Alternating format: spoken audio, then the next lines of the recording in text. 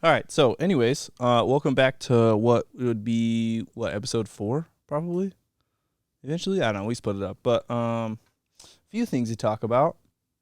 Cherry slush Alani is the best. For those of you just listening, I'm pointing it at the camera just because I want to prove that it's the best. But everyone at work knows that I am addicted, so it's a problem. But that is not the point. Let's get started. For those of you watching on YouTube, obviously you can see I'm wearing a new colored shirt.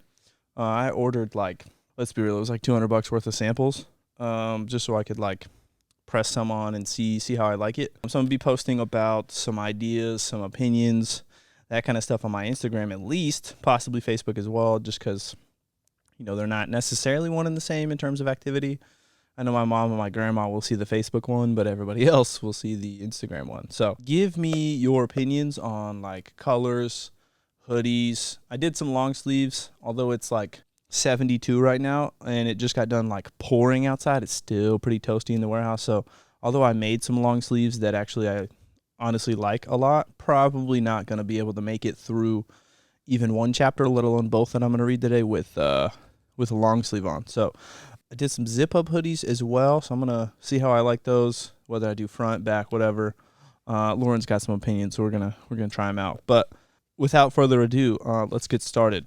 I've been trying to do a better job of taking notes and essentially preparing myself for these, just so I know what the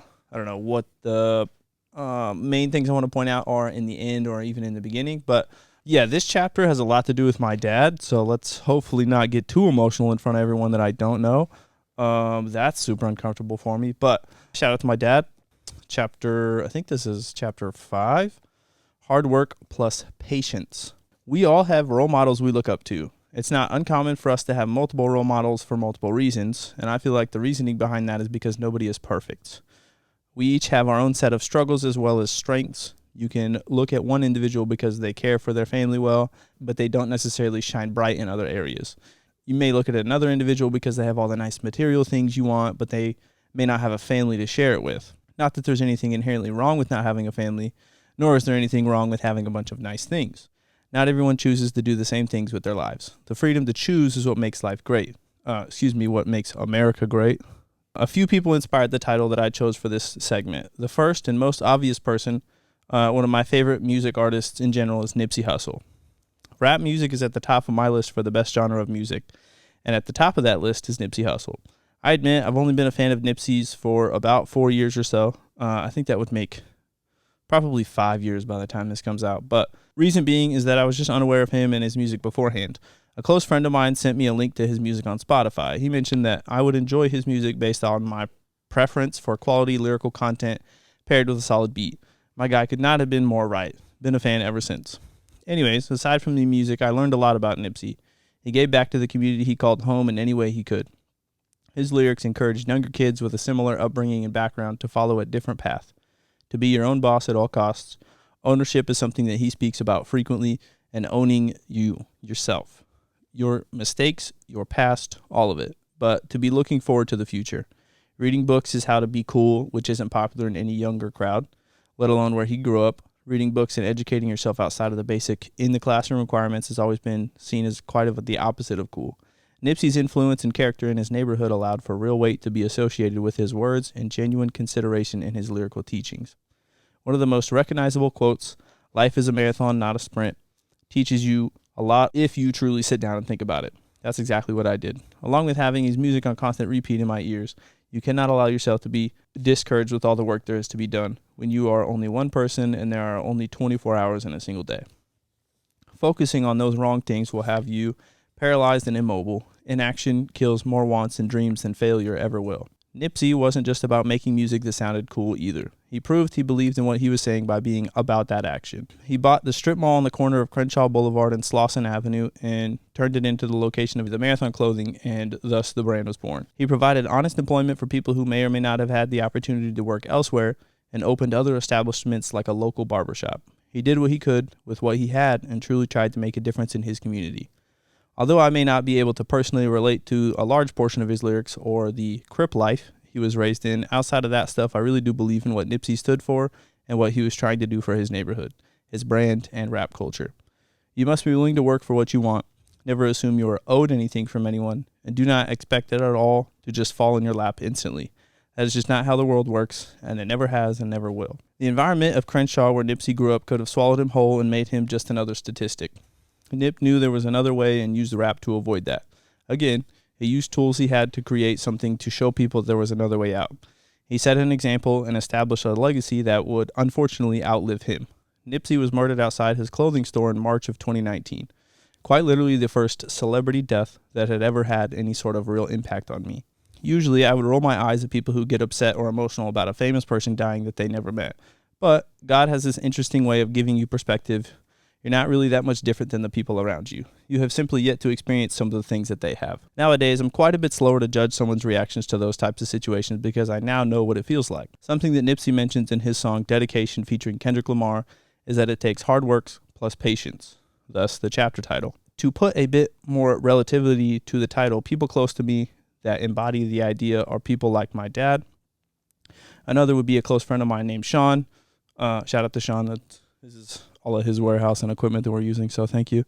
And also my roommate and brother from another mother, Alfonso. I can look at any period of life for these guys and easily find the willingness to work hard and the patience to wait for the fruit of their labors to show up. The easiest one I could talk about and give examples for is my dad. Shouldn't be much of a surprise for obvious reasons. My dad was born into a family that didn't have much.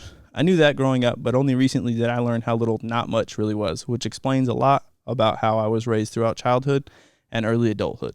We technically didn't have much either, but we certainly had more than he and his siblings did growing up. First lesson from Dad on work. Your parents do the best that they can to provide you with the life and tools that you need so you can eventually be better off than they were. Then you know how to do the same with your own children later on down the line. Lesson learned and ever appreciated. The new goal is to retire not just Dad, but Mom too. Thinking about that, I'm not sure if I'll ever get my dad to stop working. He'll at least have the freedom to be less mindful about when payday is. Second lesson that Dad taught me, sometimes work is hard. That doesn't change the fact that work still needs to be done.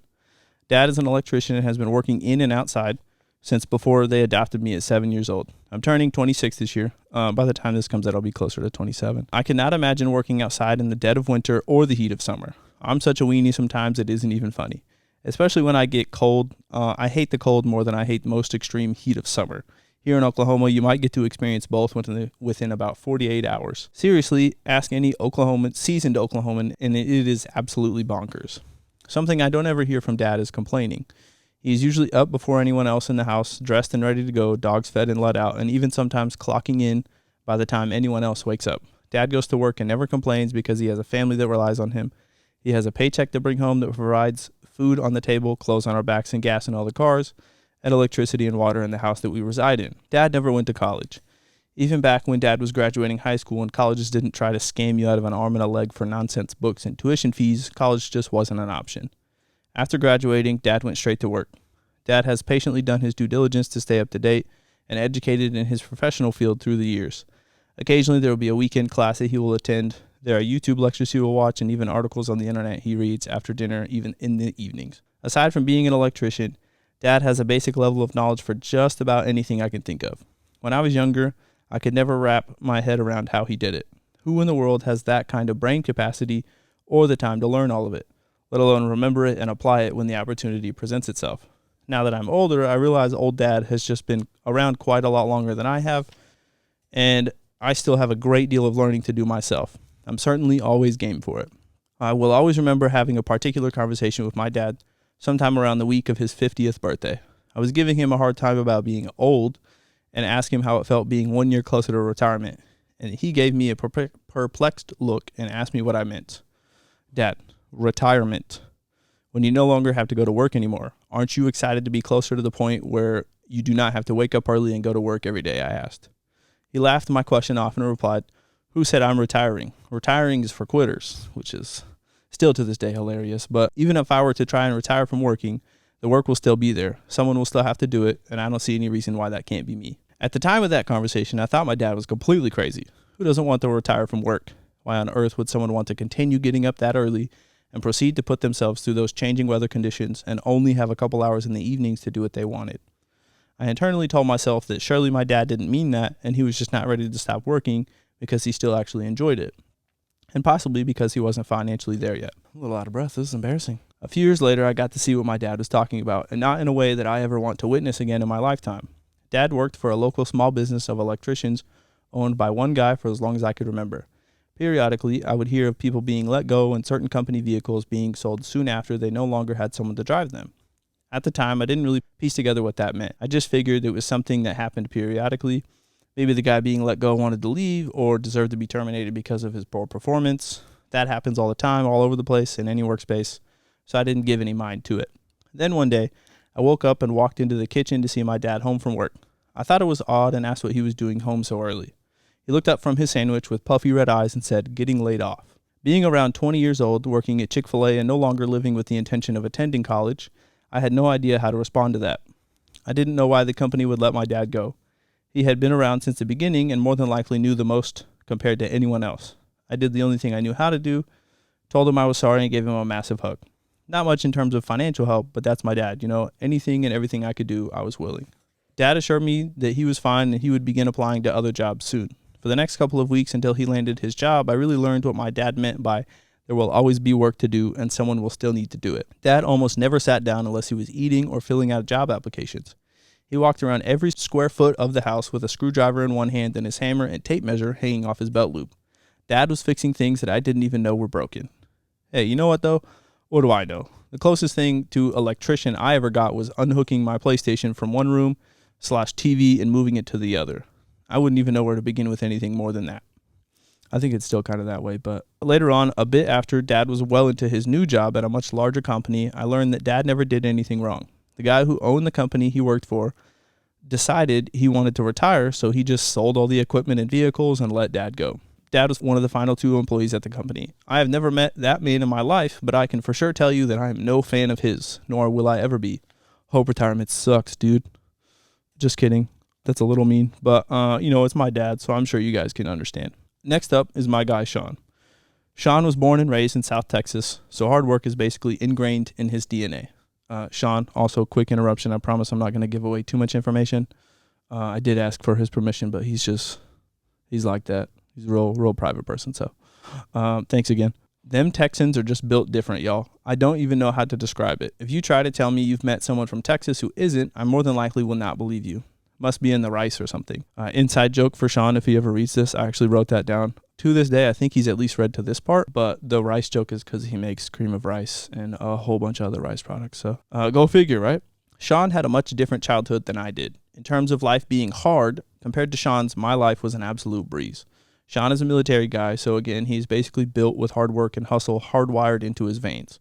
Tacking on the title of IFBB Pro bodybuilder and business owner would just be for fun at this point. And by business owner, I truly mean it. A lot of the guys you see on Instagram these days just say they own a business and or just call themselves entrepreneurs. Sean built his business from literal ground zero. He started it in the spare bedroom in his house and stored the inventory in his garage. I know because I've seen it. Anytime they would go out of town and I would get the privilege of watching big boy Carlos and lovely Dora, they're giant Mastiff breed dogs who are the sweetest and also the slobberiest dogs ever. The Shopify iPad that kept track of incoming orders didn't stop dinging all weekend. When he is home, my guy Sean knows how to work. Full throttle with the gas pedal to the floor. Working alongside him in the warehouse was a little intimidating at first, but mainly because I just didn't want to slow him down or get in his way. Not too long before writing this, Sean reached out to me and asked if I would want to attend/help with a big event he was going to be at. I instantly said yes, no hesitation or time to think about it. So I got the pleasure of attending FitCon down in Fort Worth, Texas. For those of you who are unaware, it's essentially an outdoor convention for the fitness community to get together and have a good time. Meet people, sell your product, etc. Similar to Comic-Con, if that helps make it any easier to understand. Rob and Daniel and Bailey, owners of Flag Nor Fail, which is a fitness clothing and a supplement brand, help organize it. Then people like my new friend Harrison, the director of the FitOps Foundation. So I don't think he's part of FitOps anymore, but Harrison is a wonderful individual, and FitOps is still a great organization. But I think he just chose to go a different route. So updated information for the listeners and watchers because of YouTube, But essentially, it helps veterans out quite a bit, so that's why it's so important. Steffi Cohen, the rest of the Hybrid Performance and First Form crew. First Form you will hear more about later on, and plenty of other $1 million retail store owners and supplement companies came too. Big names, but just regular people. Regular people who put the work in and believe in the possibilities. And themselves, most of all. This is probably the craziest lesson I learned during FitCon. None of these people acted like they were anyone special. They're mostly just a bunch of bros hanging out, cracking jokes, and catching up. If you really pay attention, though, you can tell that these people know how to put their heads down and work. The mutual respect between each of them, whether they're direct competitors or not, is evident in their mannerisms and how they interact with each other. I was happy to just be a fly on the wall, sponging up everything that I could. Nowadays, people pay big money just to listen to guys like those speak for a couple of hours, and I just got to be another one of those guys for the weekend. I do need to clarify, although I was in attendance, I wasn't there just for entertainment. I was there to work, and I worked the Pride Foods booth with Sean and Alfonso. Harrison was there, but he was mostly for comedic relief in between the waves and waves of people, as well as shaking hands with all the right people. I'm extremely excited for Harrison's potential for these next few years. For essentially 2 days straight, we were setting up, talking to people, shaking hands, getting rained on, etc. And by getting rained on, I should probably mention that it wasn't just a regular old rain. It was full of rain and thunderstorms, with one particular lightning strike that I swear was directly above us. Through all of it, Alfonso, Sean, and I refused to leave. Some vendors packed up, lost their spots, and came back later in the evening or for day 2. Some didn't come back at all, but not us. Sean was open to the discussion of possibly heading back to the hotel for the evening, but both Fonz and I said no. We said no because we didn't come to the event to just chill in the hotel all weekend. We came to work, so leaving wasn't an option. We made the necessary adjustments, but nothing further. When there is work to be done, it gets done. No excuses. The conversation the three of us had on day 2 really made me think. After overhearing another vendor's conversation, we discussed how today's generation doesn't understand what it's like to work for anything. You know, the usual conversation people older than you, 1 or 2 generations ahead of you, kind of seem to always have, which for the most part isn't necessarily wrong, nor is it 100% correct to either. The world is much different than it used to be. The internet is approximately 20 years old. The kids behind any given generation behind them just watch, absorb, and learn accordingly. Just so happens that the three of us, Sean, Fonz, and myself, watched our parents approach work in essentially the same way. Wake up early, put your work boots on, and head to work. That's all there was to it. No discussions or debates. These days, especially with the ability to work from home being so feasible and doable, that's not the same picture being painted. For instance, I wrote this portion of the chapter on my phone's note section while we were headed home. From another perspective, I could literally just be looking at memes and that's it, which, I'll admit, happens often.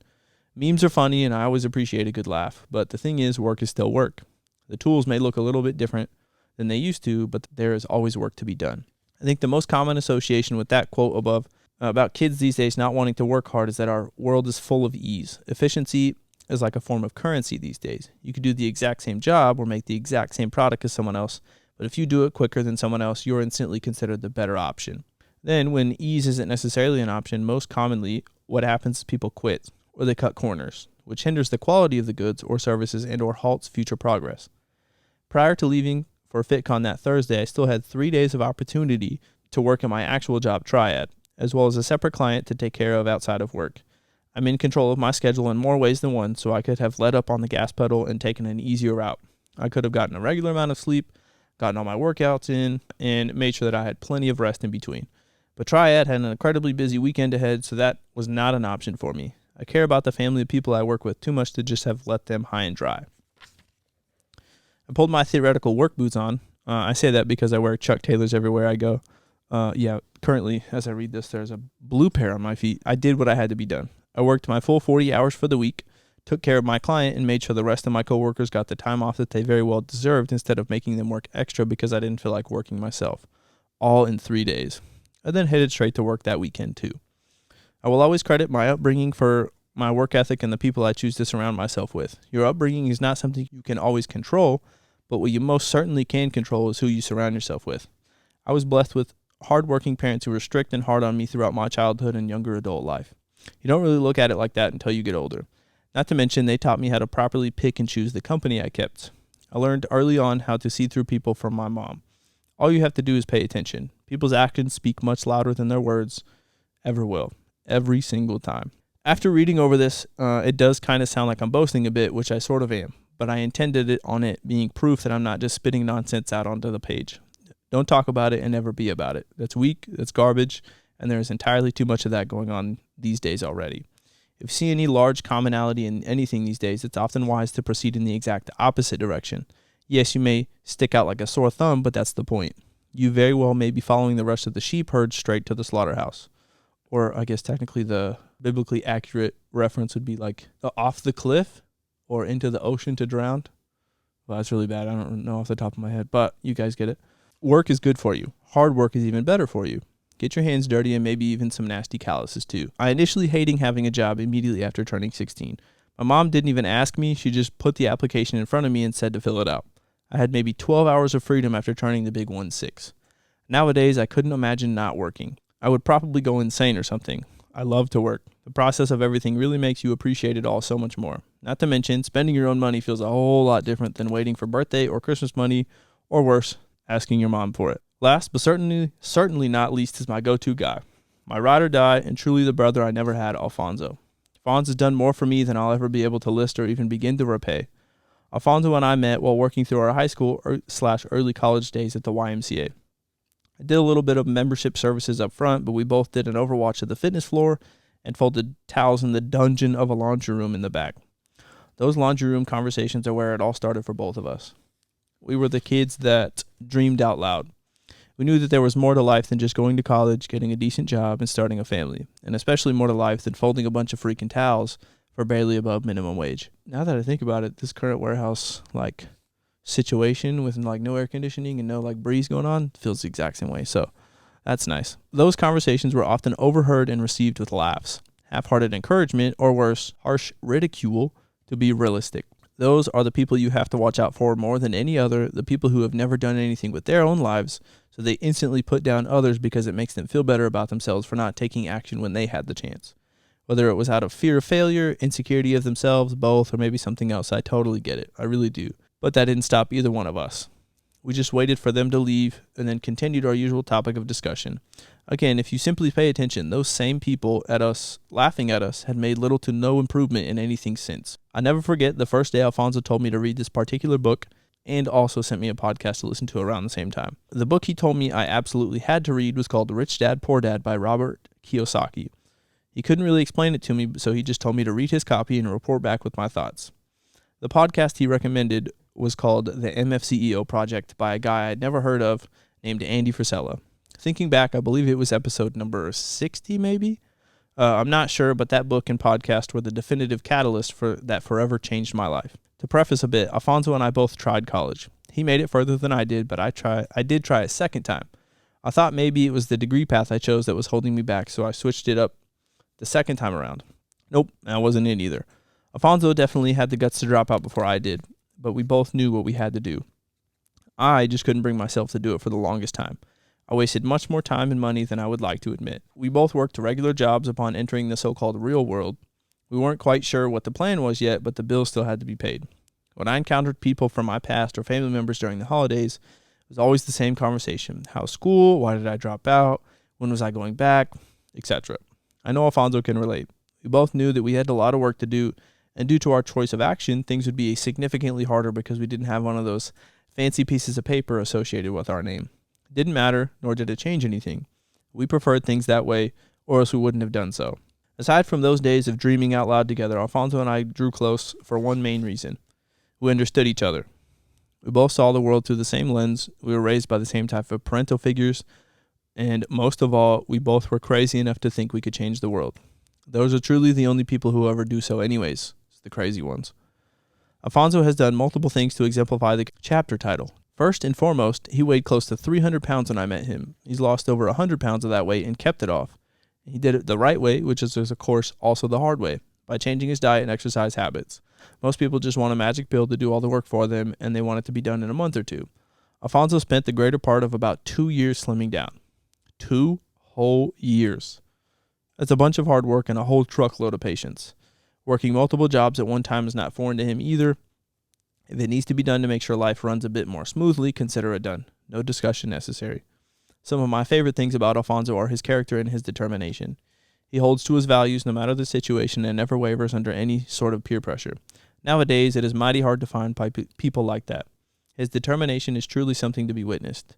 To make sure he dieted down appropriately for his first bodybuilding show, this man was in prep for literally 2/3 of the year before show day. 30-something weeks, I believe it was. Sounds insane to anyone who's even remotely familiar with how difficult show prep can be. I don't think I've ever seen someone make looking so dadgum shredded so easily attainable, because I know how easy it is to be the opposite. Food tastes so good. Oddly enough, there's a bag of Sour Patch Kids right next to me just in case I need a snack, so Shout out to Sour Patch Kids. Another example of Alfonso's determination is working at Triad. Alfonso refused to be anything but at the top of his game with all customers, interactions, events, knowledge base, and everything else. Each coworker of his, including myself, was his direct competition. I respect him immensely for it. It taught me to be the same way now that he no longer works there. Alfonso came to me way back in 2015, 2016 and asked me if I wanted to go into business selling supplements with him, just like that guy Andy from the podcast started out. He had it all thought out, including the perfect location, Norman, Oklahoma. Lots of college kids are looking to get big and shredded throughout the school year, and absolutely no one around to buy from. Alfonso saw the open market way back then. When discussing the location for our second Triad store, Alfonso never let the idea of Norman die out. We wrote Norman down first, but continued to weigh other options just in case. After months and months of waiting on loan approval from the bank, we had plenty of time to think it over. Guess where we opened Triad location number 2? Yep, you know where this is going. Norman, Oklahoma, right next to the giant Super Target.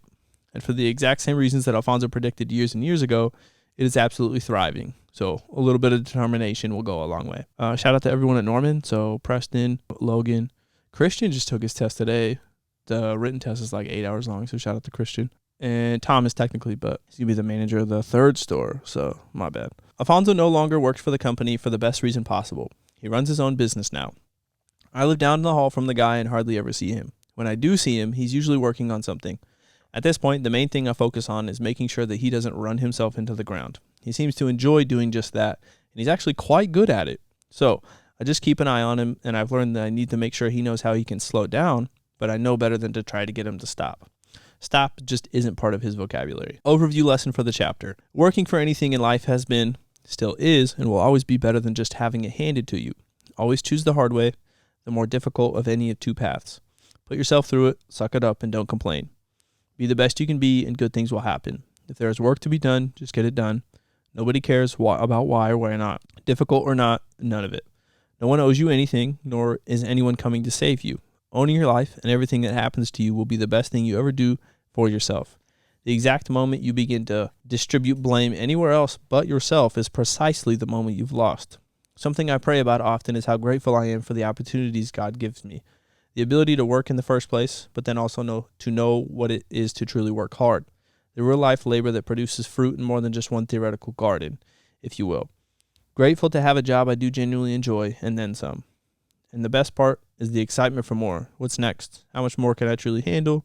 Not sure, but I'm always game to try. Just have to let me grab my shovel. Always be grateful for your ability and opportunity to work and take pride in the work you do. It will show people what kind of person you are even before you get any sort of opportunity to open your mouth and speak.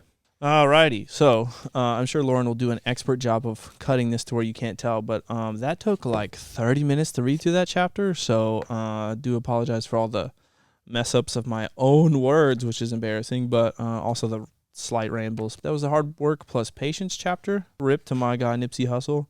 And honestly, I thought I was going to get a little emotional talking about my dad and his piece of crap old boss, but we're good, so I made it. I definitely meant to wear my Nipsey Hussle t-shirt today, just obviously so you could see it. First and foremost, it's 100% cotton, which I do not wear because those shirts are garbage. But I also think I threw it out because it's too small for me. Reason they are garbage is because they shrink every time you wash them. So the medium that I could wear is now probably like an actual schmedium / small. So I just got rid of it. That is the end of the chapter. Appreciate you listening to my rambling and my mess ups of my own words. So thank you. Chapter 6, this would be, I think. The grind don't stop. I know you guys have all heard that before. Some of these are just really cheesy. Like most of them have like riddles to them or like hints to what the chapter's about, but this one is just cheesy. So also shout out to my editor. I don't know if I've given her a shout out yet. Jessica Finley, you're amazing. So thank you. All right, without further ado, sorry. The grind don't stop. Have you ever watched that old show, Seventh Heaven? Remember how the dad in the show is the head pastor of the church? And a decent majority of his sermons at the end of the episode would be from his familial experiences throughout the week. The beginning of the episode would be him sitting at the computer with maybe one line written for the next week's sermon, and he's shown to be struggling to move forward with any of it. And then something happens throughout the episode that helps him speak to the church by translating what he learned in that episode into his sermon. That always fascinated me, and it's exactly how I felt about this next little tidbit.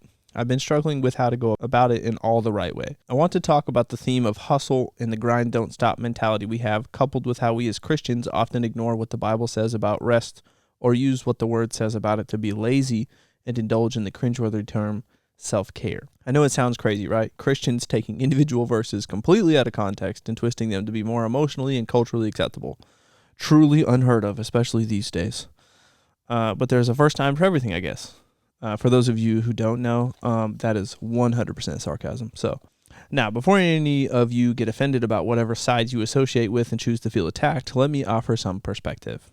I truly feel that hustle and rest need to coexist, sort of. I think you and I will both figure it out as we go. The mentality of always hustling and grinding nonstop has its merits. People who work more, work harder, work longer, etc. are usually, not always, but more often than not, somewhere near the top of their industry. It makes perfect sense, and it is most often well-deserved positioning. You don't just magically get to the top without being someone who works hard. Hard work is not bad. Hard work is good. Good for you, good mentally, physically, and emotionally. Just plain good. We've all seen the motivational pages and memes that say something along the lines of sleep interfering with success, or the particular hashtag I've admittedly used and actually deserve to use, hashtag Team No Sleep. Obviously, it doesn't mean you literally get 0 hours and 0 minutes of sleep at night. That could realistically work for maybe 2 days. Past that point, there would be a significant decline in mental functionality, performance, reflexes, thought production, etc. It sure sounds cool enough to be put as your Instagram or Facebook caption, though, doesn't it? I think my record of being up consistently is like 54 hours. And the amount of caffeine I consumed, while also the amount of hours of Call of Duty Zombies I played in the same realm of that, horrible, but I'm not ashamed. So that's my record. So if you have a higher record, tell me what your record is. Mine's 54 hours, which is more than 2 days. But Mom, if you're listening, I apologize. It's never happened again. So it was a one and done. If you're truly wanting to be at the top of whatever game you're playing, you can't not sleep. It physically does not work that way. You need sleep, period. Plain and simple, getting enough sleep is key to being a high performing in anything. I'll be honest, some days I feel like I function much better on less sleep than if I were to get more than enough sleep. I almost feel lethargic in a way, even if I only got the magic number, which is 7 to 8 hours that is recommended for everyone. I've met both kinds of people who need less and people who need more. I can certainly force it if I need to or pull an all-nighter if necessary, but the next day or two is pretty mediocre for me in terms of overall performance. Being high functioning and high performing usually means a higher payday than if you were doing the bare minimum, or even slightly above average too, I guess. That in turn leads to the majority of people's motivation behind hustling and grinding so hard. More money. More money means more of pretty much everything. Power, freedom, stuff, etc. This leads me to my first scripture reference. Lots of people know this one, and lots of people take it out of context. And Jesus looked round about, and saith unto his disciples, How hardly shall they that have riches enter into the kingdom of God? Mark chapter 10, verse 23. And that is the King James version, so for all you haters, yeah, I get it. The English version of what Jesus is saying here before you KJV haters say anything is basically how it is rare for people who have a ton of earthly riches, whether it be money, cars, things, etc., to get into heaven. The common misinterpretation of that verse is that rich people can't make it into heaven. It's not even in the slightest way correct. Although extremely rare and very difficult, it is not at all impossible for rich people to make it into heaven. It has a lot to do with your heart posture. Where is your heart with all your money and possessions? Are you willing to give them up? What's your mindset? Do you hoard all of it in fear of losing it all? Most of all, do you put your love of money and or possessions above your love for God? If you care about all the things you have on earth above anything else, that's where the issue is. You can't take anything with you when you die. So, while you're here, how are you using your money and your stuff? For further context, I encourage you to read the rest of Mark chapter 10 or just, the Bible in its entirety, but it's just a suggestion. So, when you have stuff and money like that, it's very hard to think of any of it as not important, especially because you worked so hard for all of it. Why wouldn't you care about it all? Not to mention, you can see and touch all your stuff right now. It's right in front of you to spend, drive, live in, etc. You can't see, touch, or have any remote idea on what you have waiting for you in heaven. You've just heard in Scripture that it's better and nothing like here on earth. So you just have to trust in it all. So I get it. It's from Matthew chapter 6, verses 19 through 21. On the flip side of this is the self-care epidemic, or to be frank, straight up laziness. After creating the world and everything in it, on the seventh day the Lord rested. He looked out over everything he created and said it was good. It's from Genesis chapter 2. And then he rested. So rest is good for you. As I mentioned above, sleep is important. Taking a rest day away from your gym routine once or twice a week is important also. You cannot continue to break down your muscle tissues and take your tax, your CNS, and expect to see any results.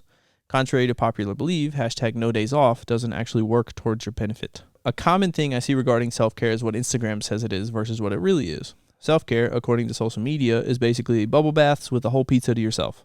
Although not inherently wrong for a once-in-a-while thing, most often I see that it is consistently a nightly routine. A nightly routine of pizza. Entire pizzas and multiple hours laying in a bathtub. That isn't self-care, that's just being lazy. Self-care is also said to be getting like 15 hours of sleep a day. Although I've done that a time or two myself, including this morning as we read this. Laying in bed that long on a regular basis begins to follow a trend of diminishing returns. Proverbs chapter 20 verse 13 in tandem with chapter 24 verses 33 through 34 will be reference points for that. True self-care is self-discipline. Keeping the promises you make to yourself. From making your bed in the morning to making sure to finish up the week hitting all your workouts or making all the phone calls / sending the emails you told yourself you would. Every time you tell yourself maybe tomorrow instead, you compromise yourself and grow less faithful to the most important person in your life, you. Discipline equals freedom is a favorite quote from Jocko Willink, a former Navy SEAL captain, published author, and just plain bad dude. Just like bad habits and bad addictions bleed into every part of your everyday life, so do the good ones. Start with making your bed consistently, and that'll lead to cleaning your entire room, then maybe even the whole house. Start small and be consistent. That'll give you small freedoms here and there, like being able to walk into your room and invite guests over without guilt of how your living situation is. And then it'll gradually grow from there. Self-care is not pizza, donuts, and bubble baths. It's taking care of yourself and your body regularly. It's the only one you're ever going to have, so be mindful of that. One of the biggest things I've seen that makes me uncomfortable is Christians guilting other Christians into stopping or guilting them into slowing down. It's not how things should be. Work is good for you, and hard work at that. The Lord put Adam into the garden to watch over it and to tend to it. As with any other garden, it takes work to make sure things get planted, watered enough, the fruits and veggies plucked, and weeds pulled. Consistent work. There aren't really rest days in a job like that, but I know that some days all you have to do is water the garden, and that's it. So you're getting your rest in by not having to work the other 80% of the day in the first place. Other days you'll be working 80% of your day, planting new stuff and picking older stuff. It's a balance, but it's both. The shaming regarding hustling is cringy to watch and hear about. A lot of the Bible has evidence for both resting and hustling. The book of Proverbs is a perfect example, but the Bible also has verses about not being slothful and slack-handed. The majority of my references and verses are from the King James Version, so translate as needed, but just be careful that you don't miss the point. Certain translations can get a little out of hand and literally omit words and entire sentences completely. I read from the King James Version if I'm holding my Bible app, like Bible in my hands, but I mean, the Bible app will just do it all for you. So get the Bible app. Shameless plug. Work is good for you. Hard work especially. Rest is good for you, whether it be quality sleep or just taking a day off from work or the gym. But it's both. Guilting people into taking it easy because their hard work makes you feel bad about your own effort does not serve anyone. And in my opinion, it actually makes your life, or whoever the complainer is, worse. Just take care of yourself. Eat proper, nutritious food more often than not. Enjoy a cheeseburger here and there, some fries too. Get proper rest, but don't get lazy. Work hard and break a sweat. Drink some water. If it gives you a sense of meaning and purpose, do it often. Serve people as often as you can. All right, so that chapter was a lot shorter than the previous one. Thanks to everyone who watched on YouTube. If you're listening, go watch on YouTube or at least leave a like. That would be super dope.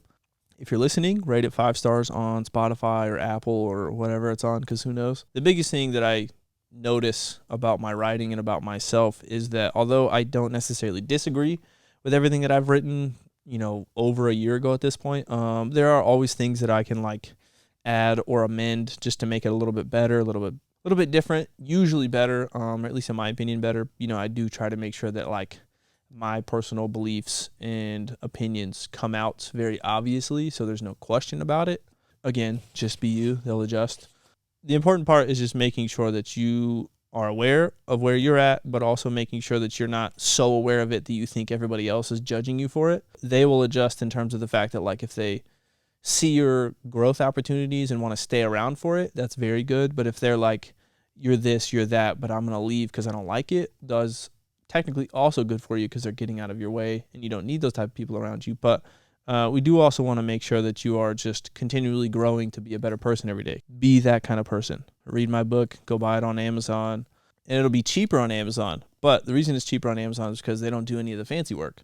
I will give you a sticker. I will sign it myself, and then I will also give you customized bookmarks to go with every other book you read for the foreseeable future. If you just go to my website and buy them, even better. So my website is going to be my first and last name, ANTHONYHUST.org.